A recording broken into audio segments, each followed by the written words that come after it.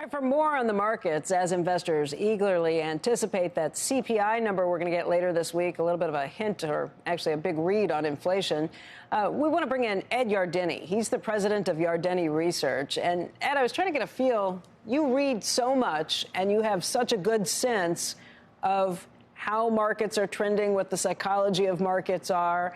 You said a couple of things recently that gave me pause. Just this idea that maybe you think things have run to an extent, the farthest extent they can with the stock market for now, and that you do have some concerns about the bond market. Why don't you lay out what you're thinking, how you're feeling?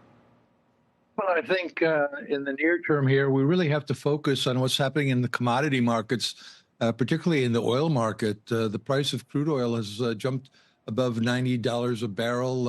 It did that last week.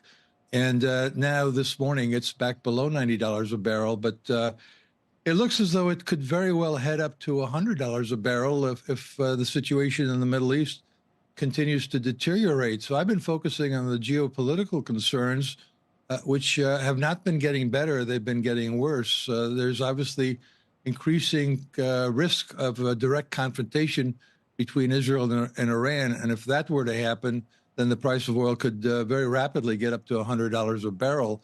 The short-term inflationary consequences, I think, would force the Fed to basically concede that there's not going to be any rate cutting this year, and that the concerns about a wage price spiral might be back. So that's kind of where my concerns are. With regards to the market, as you said, Becky, I think we're at a 21 forward PE. I think from here on, the market goes up on earnings. And I do think that the outlook for earnings is actually pretty good. But I think this straight up move that's been based on valuation might be behind us for a little while. It's interesting, though, even if the Fed doesn't cut rates, as long as we don't see a huge spike in inflation, right, maybe companies can make up for some of these things. So you're just weighing the risks and balances, not saying that things are That's necessarily overvalued or that there's anything wrong here. I mean, not that there's nothing wrong, but... Yeah. Becky, I've been kind of looking at previous decades for analogies, and I'm still thinking this will turn out to be the roaring 2020s, kind of similar to the 1920s, where we had tremendous productivity growth and tremendous prosperity. Obviously, it didn't end well, but for a good time there, it was a good time. And I mean, under that analogy, we got another 5 years left to go, Ed. Yeah, absolutely. So there's room to grow. On a short-term basis, I'm worried about the 1970s, where we had two spikes in the price of oil, and there was a wage price spiral that was persistent and forced the Fed to raise rates. I think there's a small chance of that happening, but it is a geopolitically related risk.